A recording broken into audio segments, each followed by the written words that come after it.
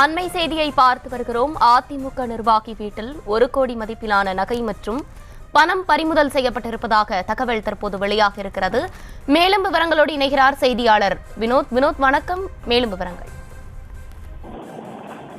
சேலம் மாவட்டம் ஓமலூர் அடுத்துள்ள தாரமங்கலம் பகுதியைச் சேர்ந்த பாலசுப்ரமணியம் என்பவர் வீட்டில் நேற்றைய தினம் வருமான வரித்துறை அதிகாரிகள் சோதனை மேற்கொண்டார்கள். நேற்று காலை தொடங்கிய இந்த சோதனையானது நள்ளிரவில் அந்த சோதனை நிறைவடைந்திருக்கிறது. இந்த சோதனையின் முடிவின் போது அவரது வீட்டில் இருந்து சுமார் 1 கோடி ரூபாய் மதிப்பிலான நகை, பணம் மற்றும் உள்ளிட்ட உபகரணங்கள் பறிமுதல் செய்யப்பட்டிருக்கிறது. பாலசுப்ரமணியம் என்பவர் அதிமுகவில் தாரமங்கல நகர செயலராக இருந்து வருகிறார். இவருக்கு சொந்தமான நகைக்கடை ஒன்று அதே பகுதியில் இயங்கி வருகிறது. முதலில் அந்த நகைக்கடையில் தான் சோதனையானது மேற்கொள்ளப்பட்டிருக்கிறது.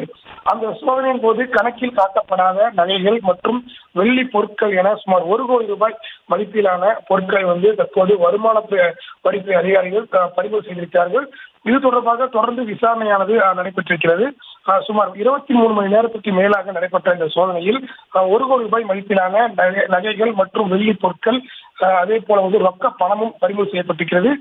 தொடர்ந்து அந்த நகைக்கடையிலிருந்து பறிமுதல் செய்யப்பட்ட ஹார்ட் டிஸ்குகள் மற்றும் கணினி உபகரணங்களையும் வருமான வரித்துறை அதிகாரிகள் எடுத்துச் சென்றிருக்கிறார்கள்.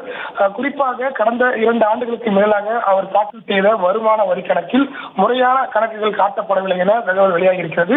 அந்த தகவல் அடிப்படையில் தான் தற்போது வருமான வரி அதிகாரிகள் சோதனை மேற்கொண்டு அந்த சோதனை நிறைவடைந்திருக்கிறது.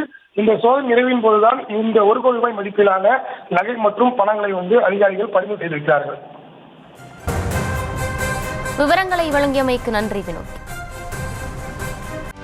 செய்திகளை உடனுக்குடனும் துல்லியமாகவும் தெரிந்து கொள்ள சப்ஸ்கிரைப் பண்ணுங்க.